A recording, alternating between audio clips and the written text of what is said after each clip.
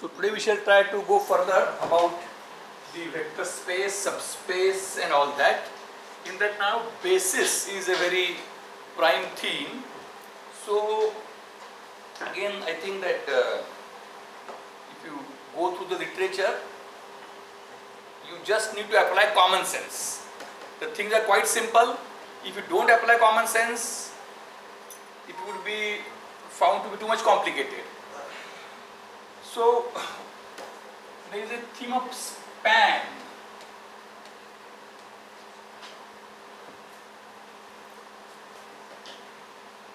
स्पॅनचा अर्थ काय म्हणजे आता स्पॅन एक टर्म आहे याच्यामध्ये. स्पॅनचा अर्थ रेंज जसा आहे साधारण. म्हणजे आता समजा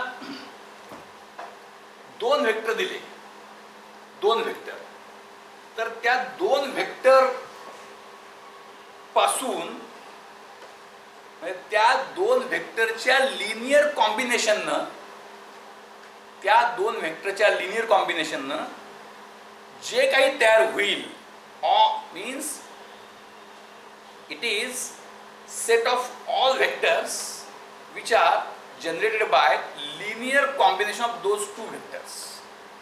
This itself becomes subspace. मतलब अगदी सोपं सांगतो ना.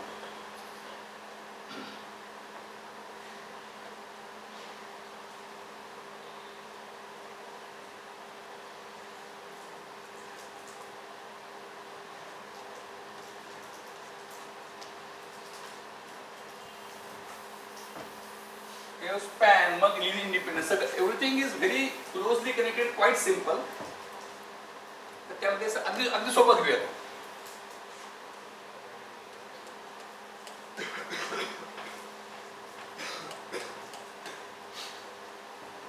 We restrict to 3D Euclidean space. मग आता ह्यानं काय होईल? एक वेक्टर आहे, vector is order combination, order triplet in this केस 1 0 0 आणि दुसरा आहे 0 1 0. याच्या लिनियर कॉम्बिनेशन काय बनेल? याच्या लिनियर कॉम्बिनेशन काय बनेल?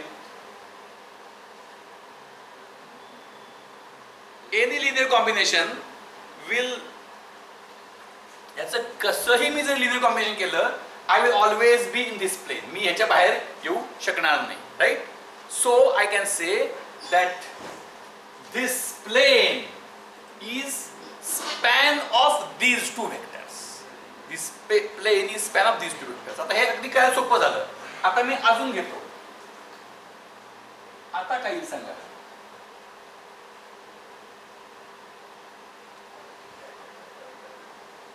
Now try to tell me what will happen. Please listen very carefully and comment on this. What will be span of these?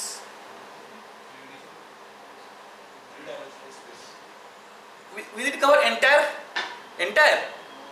आता हे अगदी म्हणजे याचं उत्तर आलं पाहिजे तुम्हाला. लिनियर कॉम्बिनेशन म्हणजे something into this plus something into this which are different. So आपण काय घेऊया, ए इंटू फर्स्ट, म्हणजे आता डायरेक्टली तुम्ही ए 0 आणि हे काय दुसरं काय आला 0 बी बी 0 बी बी. याचं लिनियर कॉम्बिनेशन म्हणजे काय आलं, A plus B B, A plus B B will be the span. म्हणजे आता हे कसं आहे, A can be anything, B can be anything. म्हणजे काय होईल, कसं होईल तयार ते.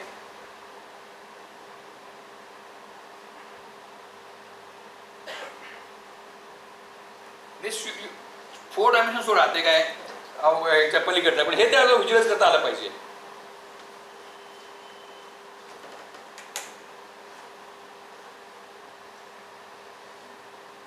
सगळ्यात सुरुवात करायची 0 ए 0 बी 0, तो पॉइंट आला. A1 B1 सी काय सॉरी A1 B1 म्हणजे कुठला पॉइंट आला, A1 B म्हणजे आता पॉइंट्स मी लिहितो. कुठले कुठले येतात, 0 0 0 पॉइंट आला. नंतर 1 2 1 पॉइंट आला, नंतर 1 1 0 पॉइंट आला, नंतर 2 4 2 पॉइंट आला. हे तुम्ही आता ॲनिमेशन करता. आता ॲक्च्युली आपण हे घेतलं,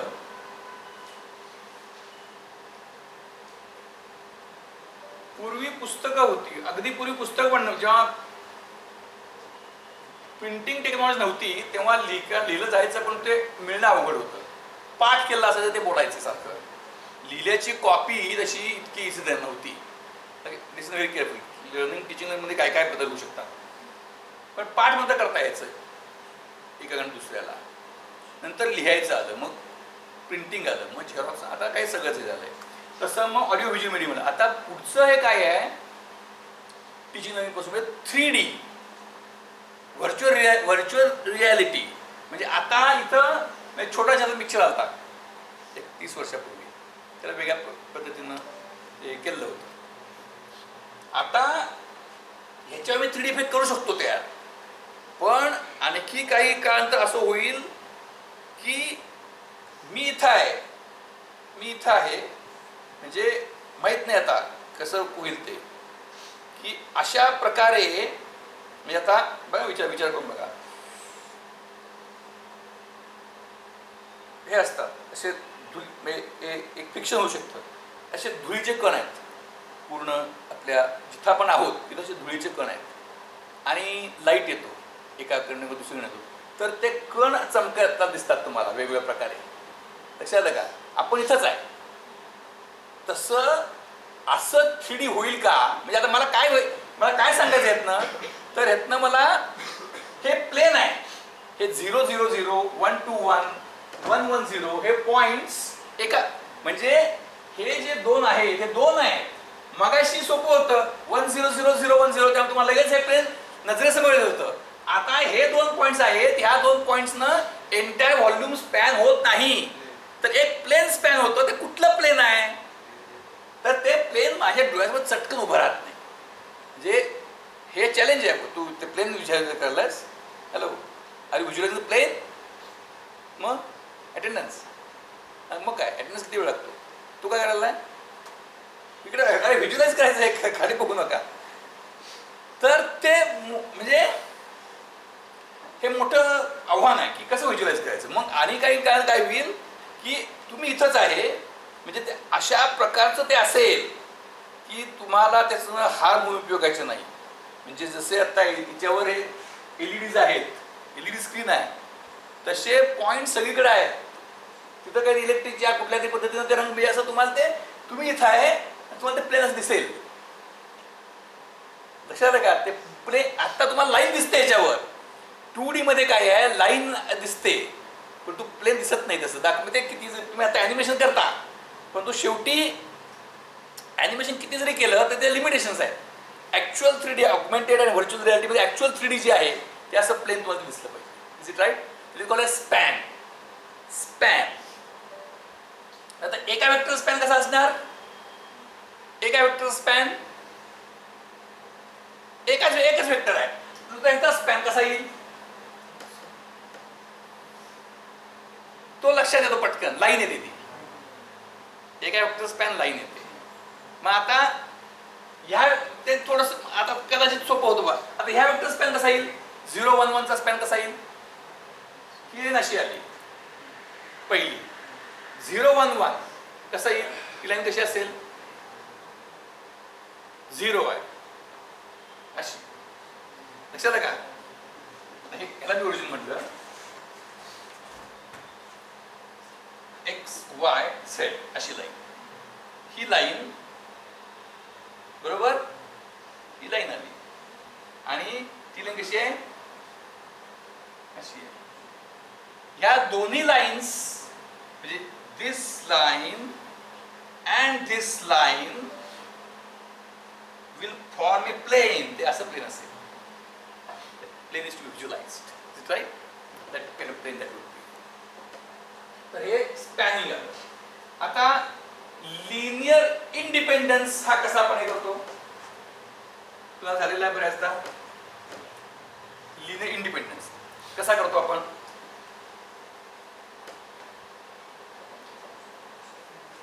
linear independence. How do we say that एक गिव्हन सेट ऑफ, अगदी सोपं आहे, म्हणजे इतकं सोपं आहे की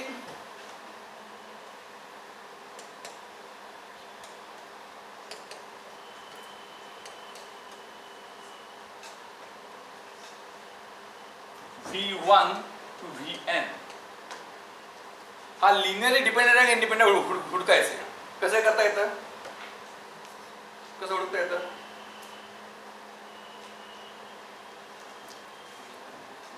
सिंपल आहे. C1 V1 plus C2 V2 plus C3 V3 if this is equal to 0 means the set is linearly dependent. Means any of these, if V1 V2 V3 are three vectors, then if there exist C1 C2 C3 constants such that the weighted sum of these three vectors results into 0, then V1 V2 V3 are said to be linearly dependent set. When it is linearly dependent, one can be taken on the other side and you can divide by C3. So any of them can be expressed as linear combination of the others. Now you find out now how to check it whether it is linear combination or not. Just let us take an example. इतकं सोपं आहे. फक्त V1 आहे तिथे column मध्ये दिलाय, काय column तर रोला काय फार तसं महत्व नाही. 101 -1 V2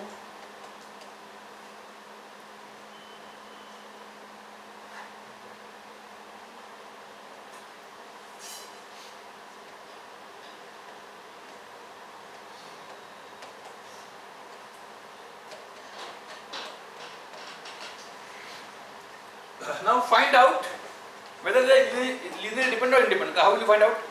Be quick. एकदा नजरेखालून जाऊ दे. परीक्षेला काहीतरी सोडतात, नुसतं परीक्षेला असं नाही ना. प्रॉब्लेम कसा आपला इव्हॅल्युएशन मध्ये व्हिज्युअलाइज करा असा प्रश्न विचारता येत नाही मिड सेमिस्टरला. त्यामुळं त्या दृष्टीनं काहीतरी काय स्वरूपाचे प्रश्न असतात, प्रश्न सोडवून प्रॅक्टिस पाहिजे. नाहीतर नाही बाबा मला सगळं व्हिज्युअलाइज करता आलं पण तू परीक्षा लिहिता आलं नाही. That cannot be permitted.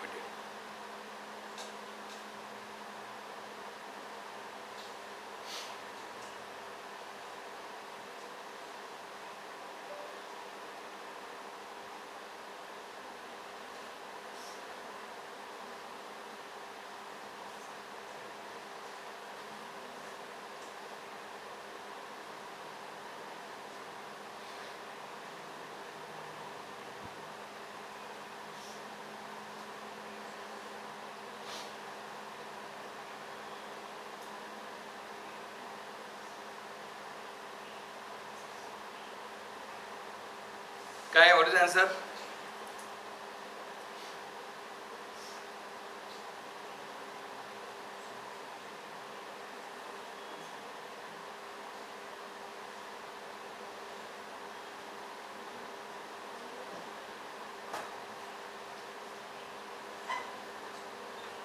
आहेत? येस और नो?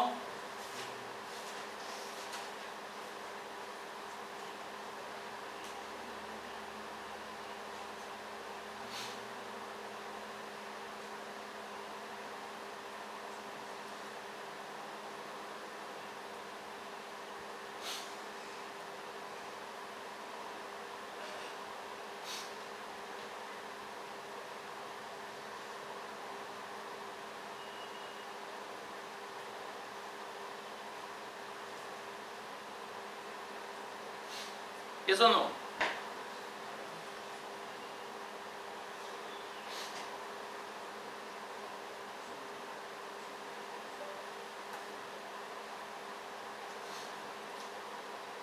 कसं करणार?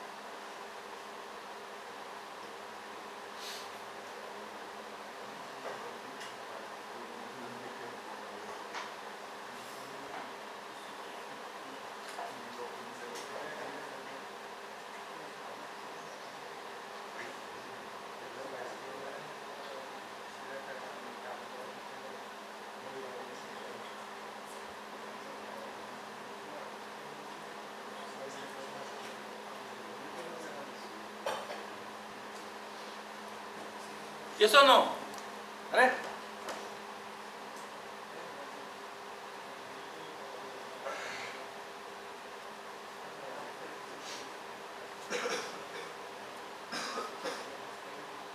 अलग नाही काय आहे का नाही?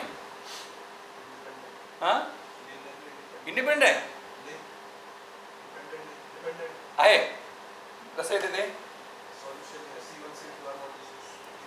So what solution C1 C2 आणि C3 कसं आहे ते? कसं आलं?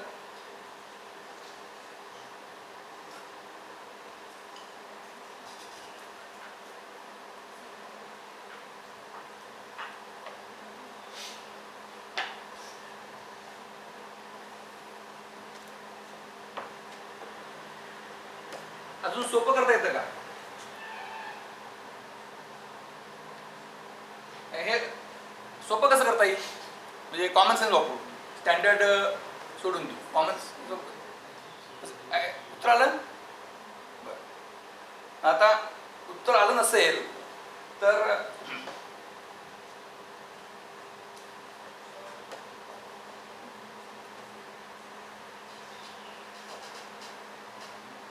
हेला बघ येते का बघा, एक मिनिटात बघा.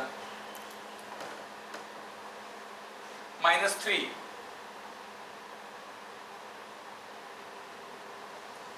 C1 V1 म्हणजे -3 0 +3 आलं 0 1 0 4 -4 आलं +3 4 7 -7 आलं बरोबर आहे का? आलं का नाही? हे तर आलं का? C1 C2 C3 -3 2 -1 R the values. नाव आता हे म्हणजे यात अडचण कोणाला? put C1 equal to -3 into this +2 into this plus -1 into this is 0 0 0 0 येते.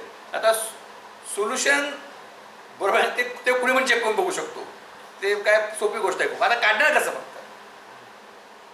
How will find out?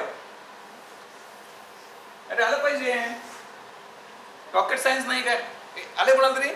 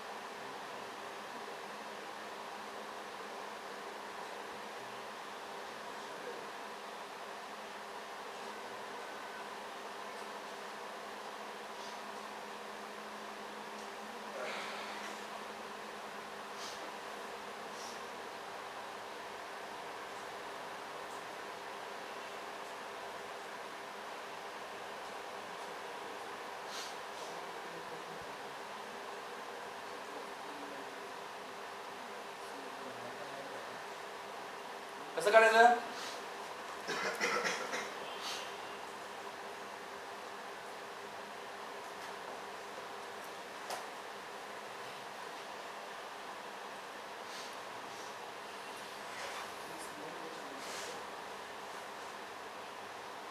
Late काय करायचं? there are ways of solving it. Let us assume that these are linearly independent. Let's assume that they are linearly independent and proceed further. If we are unable to find the solution, then it is linearly independent, proving by contradiction. Let us assume this. मग आता हे C1 C2 C3 करायला थोडं अवघड आहे, म्हणून काय करायचं? Take it on the other side. Take this on the other side.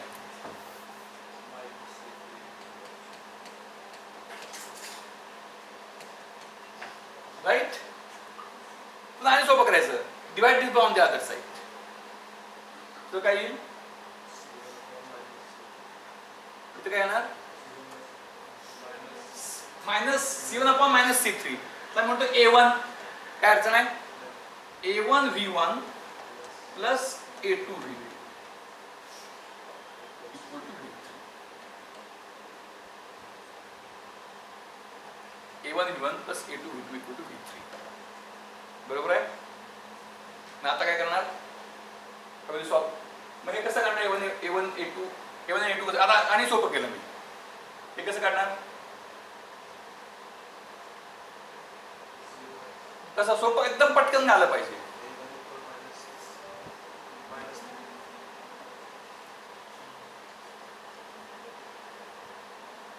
A1 V1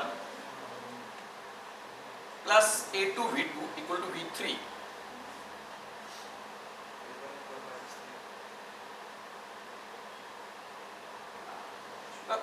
असं करता येईल. हे आता एक त्यांनी दिलेली मेथड, ती काय 30 पाय असं नाही, कुठल्या पण तुम्ही काढू शकता. सोपं असं होईल का बघा, A1 V1 A2 V2 मी असं लिहिलं.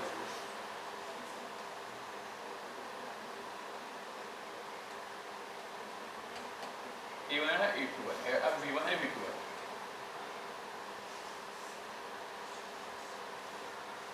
किती रोज आहेत, 3 rows 2 columns. 3 rows 2 columns. त्याला मी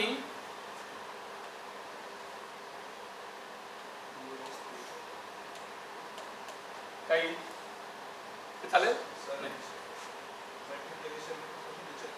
मल्टिप्लिकेशन लागेल. बरोबर आहे, नाही हा, हे किती आहे, 3 इंटू 2, हे किती आहे 2 इंटू 1, आणि हे किती येणार, हे किती आहे, बरोबर. मग आता काय करायचं, रो ऑपरेशन्स केले, रो ऑपरेशन करून सोपं करता येते. कसं करता येईल, हा खालचा 0, हा एकदम सोपा आहे ऍक्च्युली. ते हा एक A1 मला मिळतो तसा, कसं करता येईल फास्ट, म्हणजे काही पॉसिबल आहे का. म्हणजे आता ह्याला आपण काय द्यायचं, त्या फॉर्म द्यायचं, ऑगमेंटेड मॅट्रिक्स फॉर्म. म्हणजे 1 0 0 2 -1 2 -3 4 7 आणि रो ऑपरेशन करता जायचं. रो ऑपरेशन सिम्प्लिफाय कसा होतो, रो ऑपरेशन सिम्प्लिफाय कसा करणार, हे पहिले उडून टाकायचं. किती, अगदी सोपं आहे ऍक्च्युअली.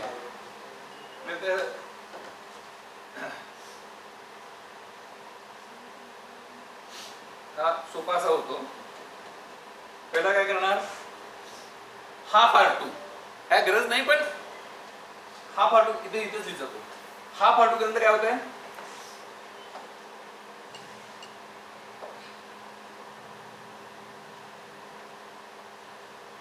बरोबर.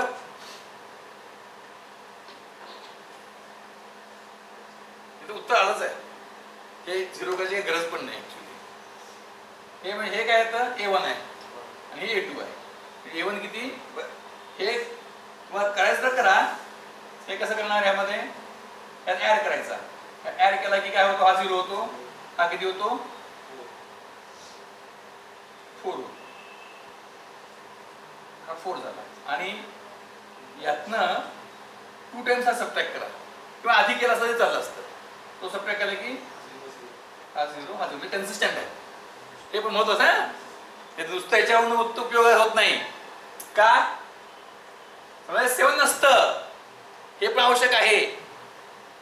हे 7 नसतं, हे 8 असतं, तर तुम्ही हे केलं, हे केल्यानंतर तुम्ही काय म्हणाल, A1 इक्वल टू 3 आणि A2 equal to A2 equal to 2. पण हे येत नसेल तर ते चूक आहे. नुसतं हे उपयोग नाही. 0 हे वरचा आयडेंटिटी मॅट्रिक्स लागतो आणि हा 0 लागतो. राईट, लक्षात आलं. तर असे येतात लिनियर डिपेंडन्स आणि लिनियर इंडिपेंडन्स आहे. सो बेसिस म्हणजे काय? A set of vectors which are linearly independent and that span a vector space आणि number of vectors in that basis is called as its dimension. म्हणजे ह्या 3D vector स्पेसमध्ये एखादं plain तुम्ही घेतलं तर त्याच्या प्लेनच्या बेसिसमध्ये 2 वेक्टर असतात, 2 vectors. That is called as its dimension. We have some urgent work, so we have to conclude.